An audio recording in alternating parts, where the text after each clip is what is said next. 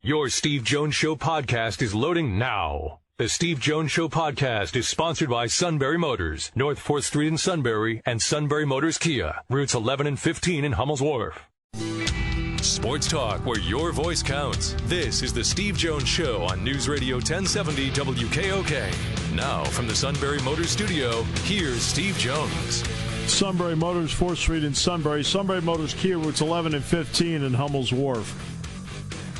Okay, I want to get to that PIAA comment from Dr. Lombardi in a moment and get Sean's take on it.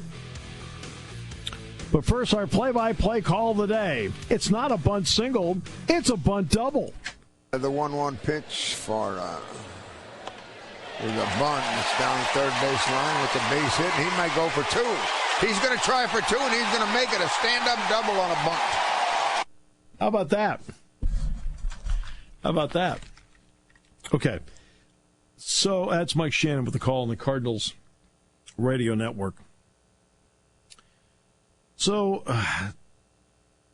I'll be frank with you, I've not looked at the proposal that closely. I think in part because, well, time. But also I don't, because of what I'm doing with Penn State, I'm always looking at what's happening on, quote, my level. And, of course, I'll look at the pro level, too. So I don't look as often. But I've talked about the playoffs before, that you have six. I was not in favor of going from 4 classifications to 6, but they did it. Okay. Well, since you've done it, now take advantage of it. Take your public schools, go A, AA, triple, quad A. Right? And then to take the other 2 classifications, still keep 6 championship games, smaller charter and private schools, larger charter and private schools in the other classification. And you end up with 6 champions like you do now. I know it's simplistic, but I think everyone knows listening to the show, that's what I am. But he was talking about the district playoffs, so I don't know what's completely in this bill. Here's what bothers me. What bothers me about the district playoffs is that I think you need to qualify properly for a district playoff. I remember one year here, Mifflin County was in the playoff, and they were 1-9. You haven't qualified for postseason. Show some pride. Turn it down. York Catholic seems to make it all the time. Bishop Guilfoyle seems to make it all the time. Archbishop Wood seems to make it all the time. Newman Goretti seems to make it all the time. You know what I mean? All the time. I mean, Pittsburgh Central Catholic. Okay. I think, I'm playing devil's advocate here for a moment. Okay. And that is, I think that's what's concerning some people. That's why I say you've got, if you have 6 now, there's a way of making 6 work while doing the split. But he's talking about district playoffs. And my problem has always been with the district playoffs. Always has been. I'm sorry. If you're under 500, right, I don't care. I could have 10 coaches call here and yell at me about this if they want. And I'll tell them the same answer at the same time. You haven't done enough to qualify if you're not over 500. If you're not 500 or better, you have no business being in a playoff. None. And some of these are forced and manufactured. We're going to take 4 teams. And like one of them is like, what are you wasting my time for? I mean, that's my problem. That's where the extension problem happens. The extension problem happens when you've got teams just being a filler because you mandated how many teams are in your district playoff.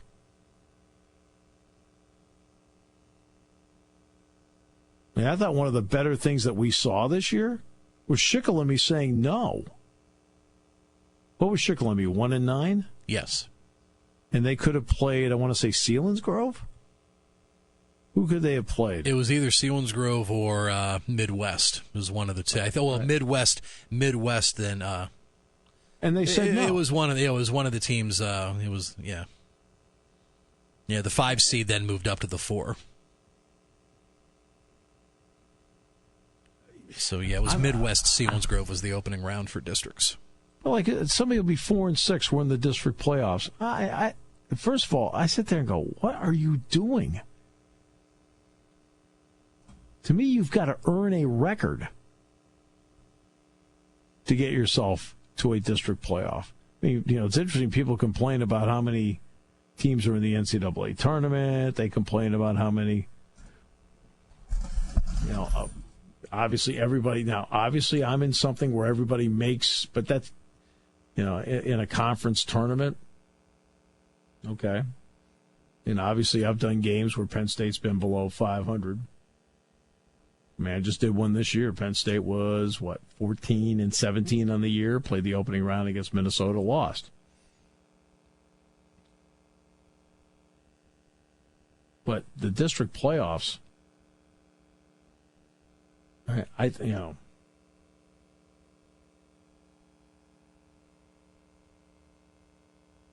think that's eating up time. I don't mind a district playoff. That doesn't bother me. District playoffs, fine. But there are certain teams that should not be in it. I mentioned Mifflin County one year. Mifflin County was 1-9, like 1-9, and they're going to play. You're going to play.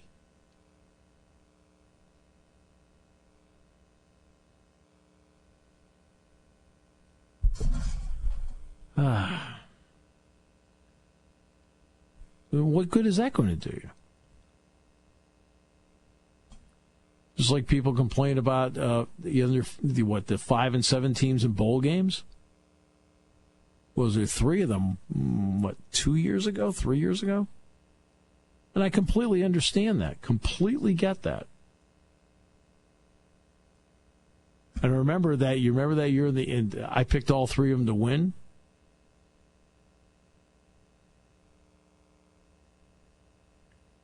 And the reason I picked all 3 of them to win is I thought that the opponent would be sitting there saying, I don't really.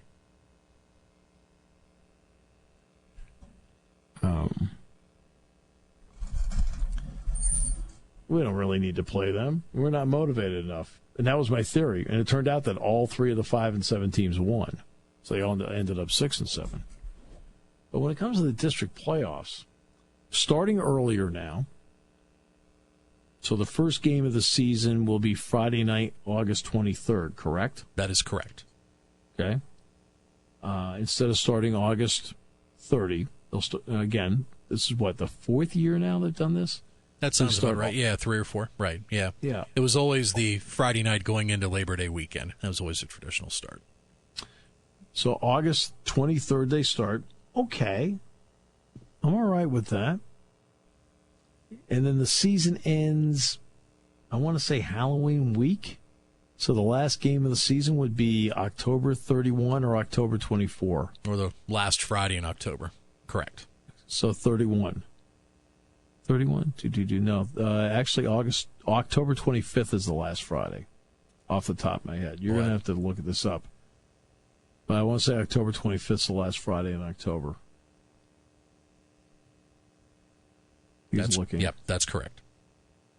So, yeah, first round of districts then would start November 1st. And you doubted me. You doubted me. No. I'm just kidding. Then you start the district playoffs after that. And you can go, 2 weeks of that? That's right. So now you're November 1, November 9. At least with District 4 Quad A would be 2 weeks, just since there's only 5 or 6 teams.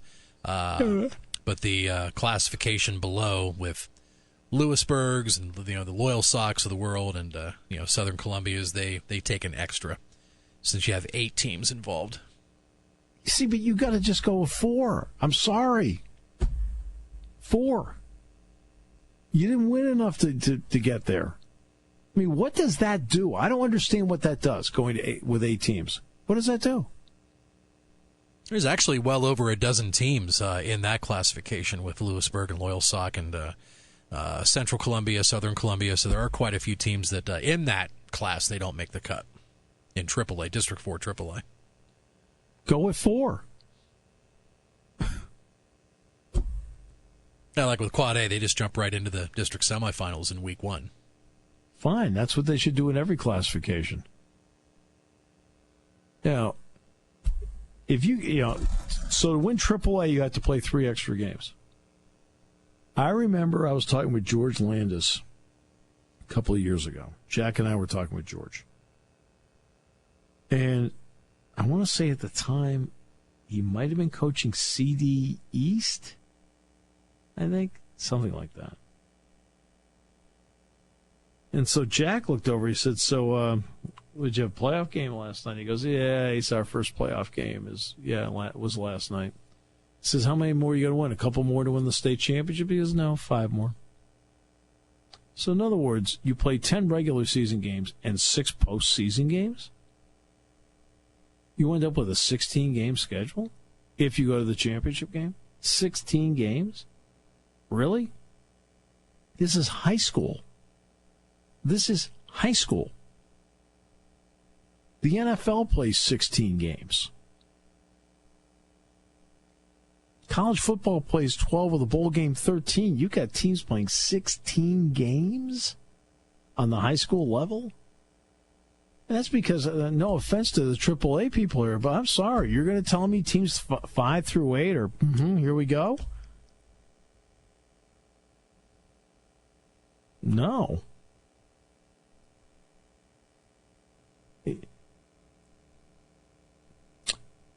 Dave Hamilton, who is currently in charge of sports performance at Penn State.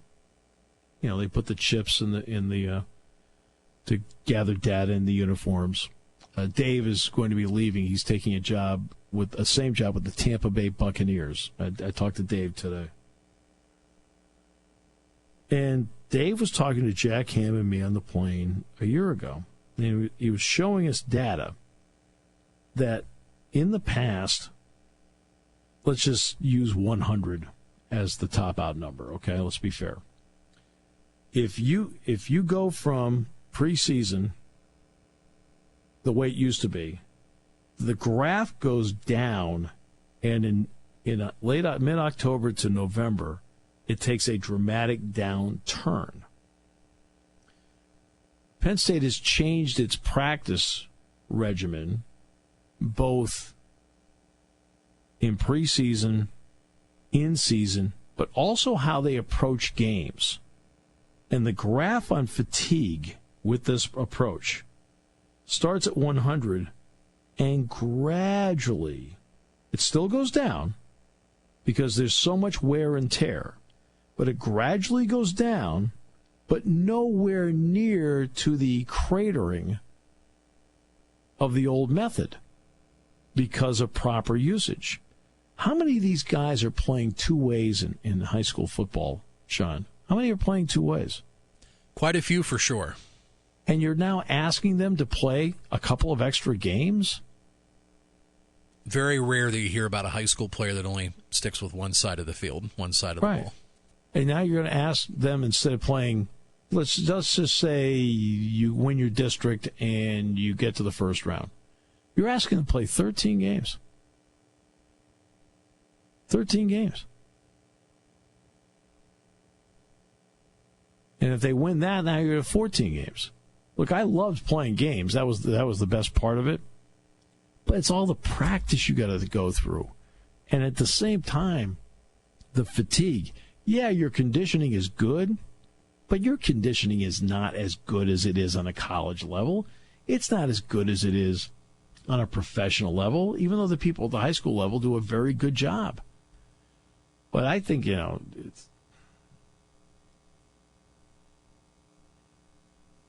but Tony in Shamokin. Hi, Tony. How are you? Great to hear from you. Hey, good afternoon. When I was in high school, our last 4 games, this is Shamokin High, when we were good. Our last 4 games of the season were Pottsville, Berwick, Pottsville, Shikellamy, Berwick, and Mount Carmel. We always played Mount Carmel on Thanksgiving. Then the first Saturday in December was the championship game, the old Eastern Conference. If you were the champs, you were 12-0, if you were lucky enough to win them all. And very few teams did win them all. And, I mean, people were more than happy with that.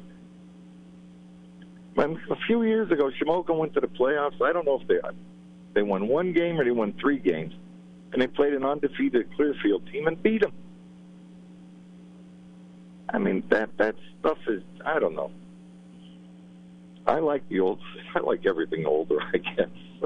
Well, okay. First of all, I am with you in a lot of ways on that. As you know, I think you've heard me say on the show many times, Tony, sometimes less is more. Yeah.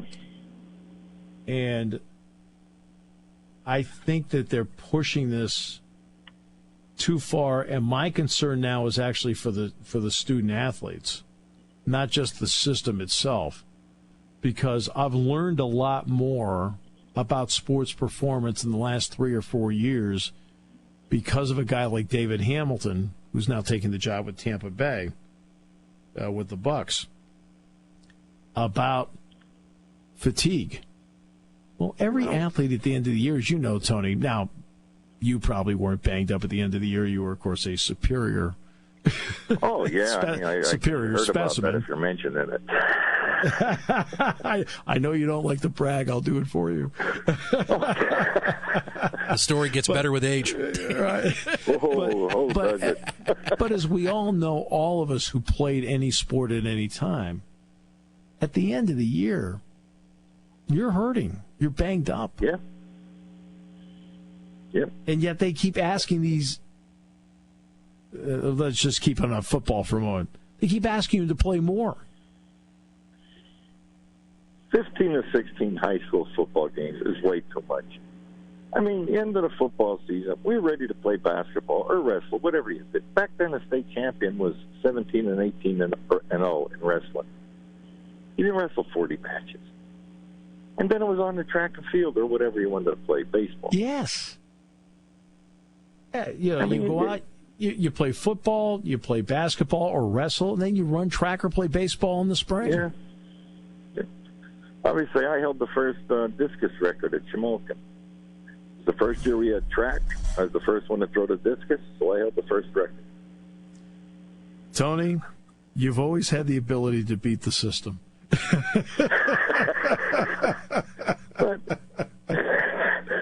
But I mean, we got to play everything. Yeah. 15 football games is way too many high school football games. Yeah. I mean, I remember one year in high school we played 10, and the next year we played 9.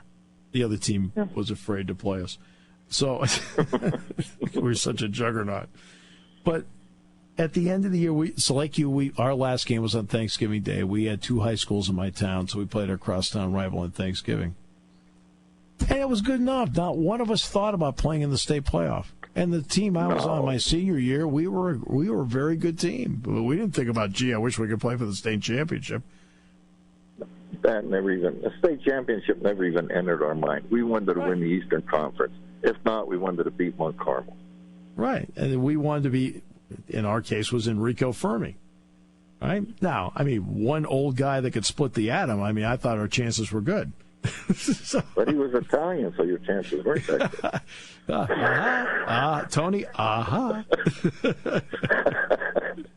But, I mean, to me, our Thanksgiving game at Mount Carmel, I mean, James Mitchell wrote about it in his book, Sports in America. We would get 10, 12,000 people there. Yes, we got 10,000 people. Yep. And today we're lucky. I mean, you want our stadium, you're lucky if there's 2,000 people there. Yeah, for the Mount Carmel game. Yep. It's a shame. It is a shame, and I think we've lost a lot, and the kids lost a lot. I mean, the furthest we traveled to play a football game was Pottsville. Yeah. That's as far as we went. Of course, it was the best football in the state, but, I mean, we know that. Right, well, of course. Yeah. Anyway, that's the way you felt. If you don't feel that way, why bother? You know? Right, exactly. No, I agree with you. I agree with you. I just think we lost a lot, and I think they just played too much, and it's taken away from the kids. It's always when things get. I don't mind having state championships. That's great. There's a lot of pride in it. No question about it. But I think at the same time, it's got to be regulated a bit better and smarter, so that you're not putting filler into the playoffs.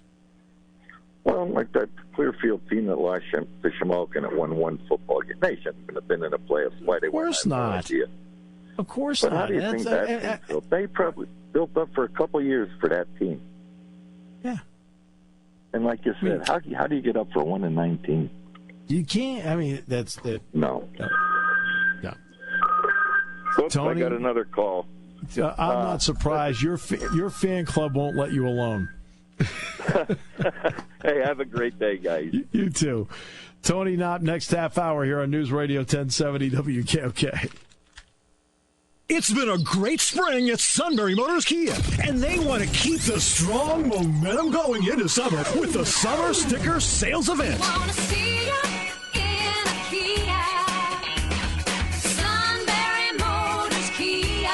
Summer is our favorite season, and you'll agree with these great deals. Lease a 2019 Kia Forte LXS for just $199 a month for only 36 months with $1,600 total due at signing. Save over $6,000 on a 2019 Sorento LX, now just $27,301. There's $5,000 in savings on a 2019 Kia Sportage, now only $21,901. Plus, get 0% APR financing for 66 months on select 2019 models. And all Kias come with a 10-year, 100,000-mile powertrain warranty, making it the best summer ever at Sunbury Motors Kia, routes 11 and 15 in Hummel's Wharf. Financing through KMF. Lease term is 30 months. 10,000 miles per year. $1,600 total due signing or equivalent trade. No security deposit required. Tax and tax extra. Offer expires 6/30/19. Warranty is a limited powertrain warranty. For details, see retailer or go to kia.com.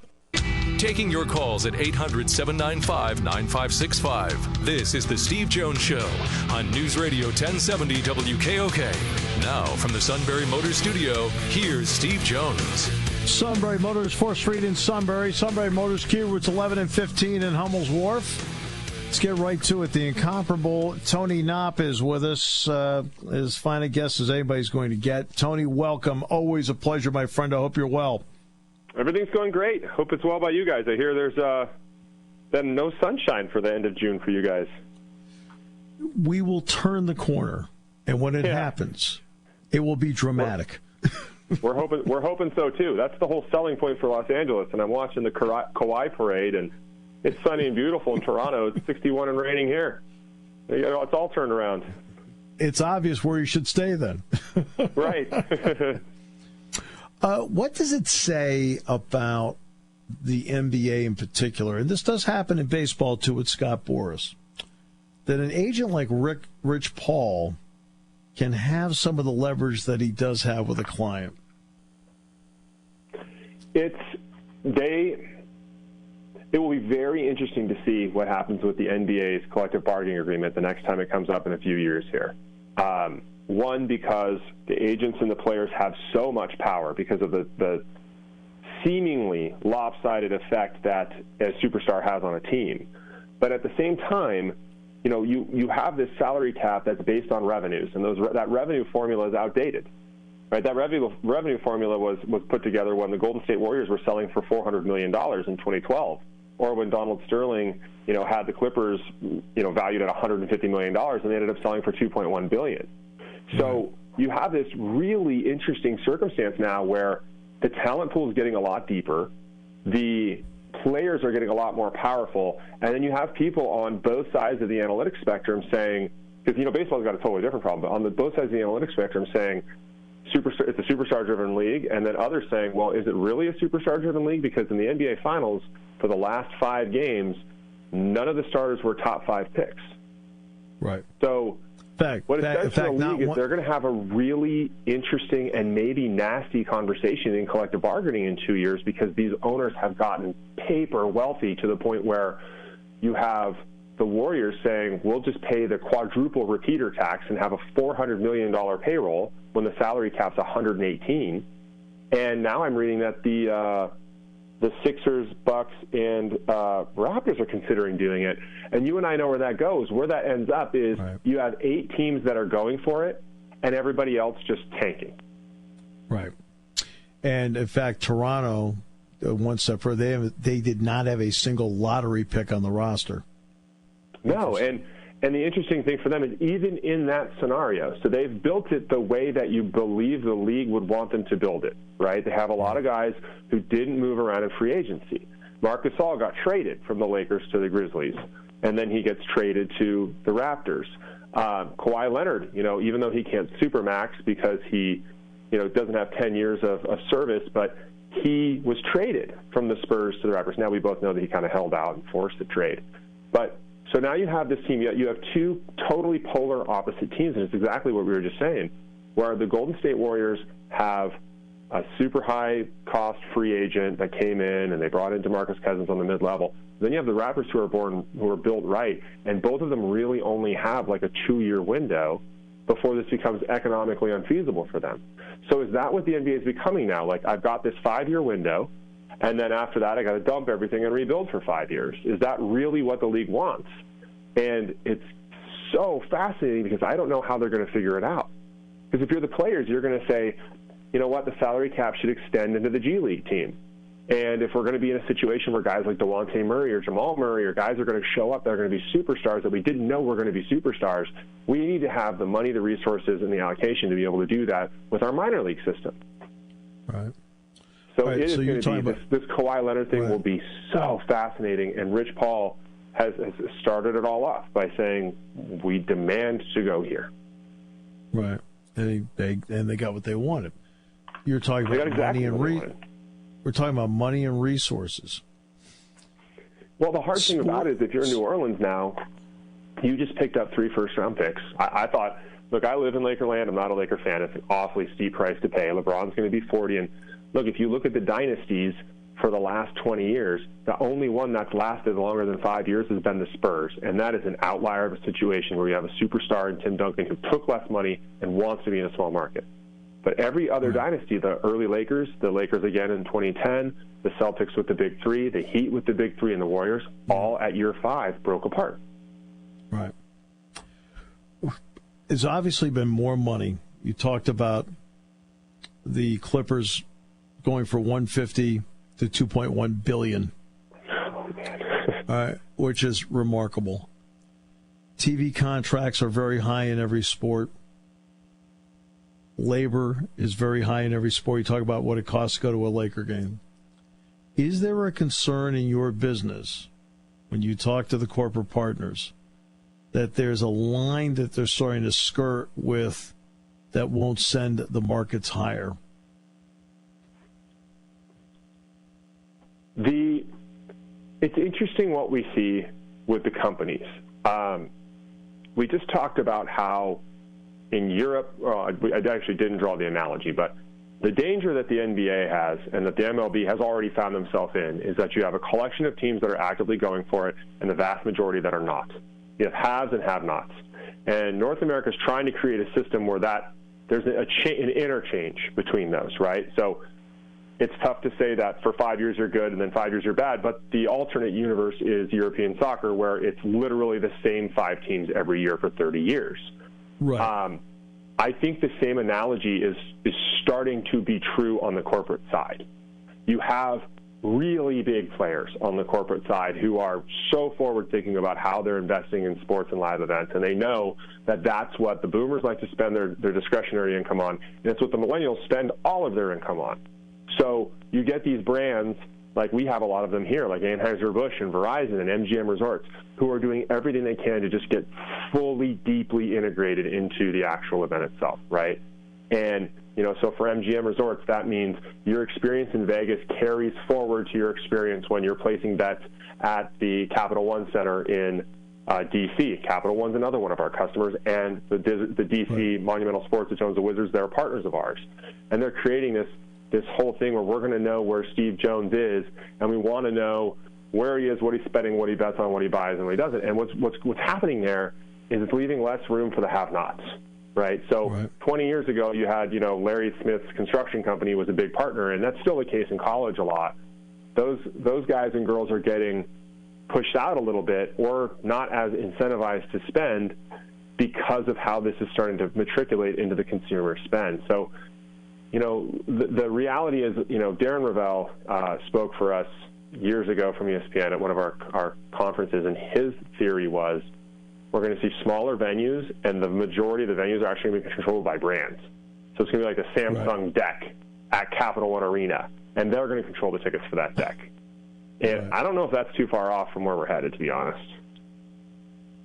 Well, it's interesting because you and I have talked about smaller venues before, that it makes more sense, especially in a TV world.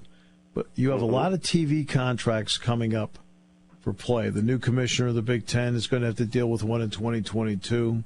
They'll be the first ones up in college. The NFL's coming up, which is right around the time they have to have the collective bargaining agreement done. So my question is, when it comes to that part, is it possible to tap this thing out? Yes. Yeah, I think so. And I think we're starting to see it a little bit. What's going to be really fascinating is how the people who are placing their bets on it vertically integrate into it. So Sinclair Group, for example, just bought all the Fox RSNs. And Sinclair Group is known as being a extremely tough negotiator. But they now own that. They own the news. They own content across the board, right? And as you see people starting to overpay for the content that they believe is that valuable, you see other pieces of content which are seemingly struggling. The ACC network isn't on the greatest footing right now. The Pac-12 is a complete tire fire, which we've talked about a number of times. So I think you can tap out on the non-premium brands, and I think that's going to hurt the future, but I don't think anybody that's in charge of it right now cares. The biggest problem we have in sports business across the board is you have this entire generation who's maximizing and squeezing everything they can for the next 5 to 10 years, not paying attention to the fact that, Samsung's running the deck at the game, but you don't have 12-year-olds at the game that paid $2.50 to get there like I was. Right. And you already see it like in the college bowl system, right? Specific bowls dominate, and other bowls are just sound stages so that they can get a 4.6 rating on ESPN. Right. And we're headed that direction. So you can completely tap out the have-nots, and you just create this small, grouping of haves, and then, where does a medium-sized buyer go? And then in 10 to 20 years, who knows if they're even here? I watched Bob Bowman speak a couple of years ago when he was in charge of MLB Advanced Media, and he said, what we would take a lot of pride at in 1950, whatever, boxing, horse racing, and baseball were the top 3 sports, and we're still one of them now. And I kind of thought, well, maybe, right? You might still be one of them now, but who knows? Like, is football, is the NFL, is Major League Baseball, is the NBA going to go the way of boxing and horse racing? Yeah, you paid $2.50 a candlestick. I paid $2 at Fenway. Yep. For my bleacher seat. Which brings me now to, I'll give you an example, Pittsburgh. Pirates attendance is down, and they're not a good team. And not only are they not a good team, they are not entertaining. And that hurts me to say that because I personally, the president of the club, Frank Coonley, I consider him a friend. When you're not actively going for it, to me the problem you run into, Tony, is the fans then vote, and the way they vote is by not going. I think one of the problems you have there is so Thomas Toll, one of the owners of the Steelers, he's trying to buy the Pirates. I coach the kids out here in basketball. You have this is what they're dealing with on the team side right now, because you can always go through a process like Philly did and have 5 years of terrible teams, and then you're good and you sell out. And everybody who's in charge, when that happens, that tide rises their boat. So in our industry, it's a very small industry for the listeners who, might have some interest in it.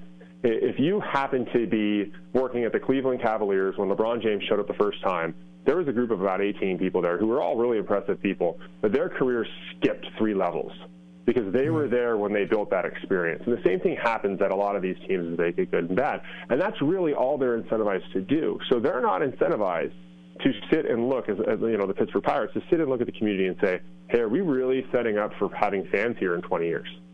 Are we really setting up for the next generation, or are we just trying to make sure that we're stemming the bleeding as much as we can right now? And that goes all the way back to what we were talking about with Major League Baseball is Major League Baseball has two really big problems right now. One, everybody has figured out that there's haves and have-nots, right? And the other thing is everybody's figured out that young players rule the day, but the collective bargaining agreement pays players when they get older. Yeah. So, like, Cody Bellinger is 24 years old. He's making $550,000 a year. By the time he's supposed to cash in, there's just going to be another Cody Bellinger. And they cite analytics saying that anybody that's 33 or older doesn't perform at a high enough level. So they want younger players performing at a higher level based on analytics. And the CBA is completely flipped the opposite direction. That's exactly right. So you're better off tanking for 3 years. I mean, what gets lost on this is, and the sports fans know this, we watch it, the Cubs tanked for years before they won. The Royals tanked for years. The Astros tanked for years. Now, this isn't one or two teams where this has happened. This has happened now for the majority of the world champions, right? I mean, the Dodgers didn't really tank, but, I mean, they're the modern-day Buffalo Bills right now. I had to say it. I'm a Giants fan. I had to throw it out there. But it must have therapeutically felt good. It is. It is. No, and you're right. I mean, the Philadelphia 76ers in their own backyard, they were very open about it. Right? Now they're actually very good. They aren't great, but they're very good. Okay. But the thing is, so they just tanked for how long, right? I mean, a decade.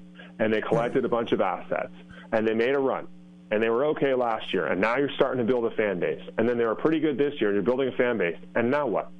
Now they've got two free agents who are up for big max deals. Jimmy Butler and Tobias Harris are both going to make big dollars, right? And they can't afford them. And the shooting guard, Reddick, is also a free agent. Yeah. So you're way over the cap, and you spent 10 years building a team that you got to take a run at for 3 years, and now you're in this repeater tax.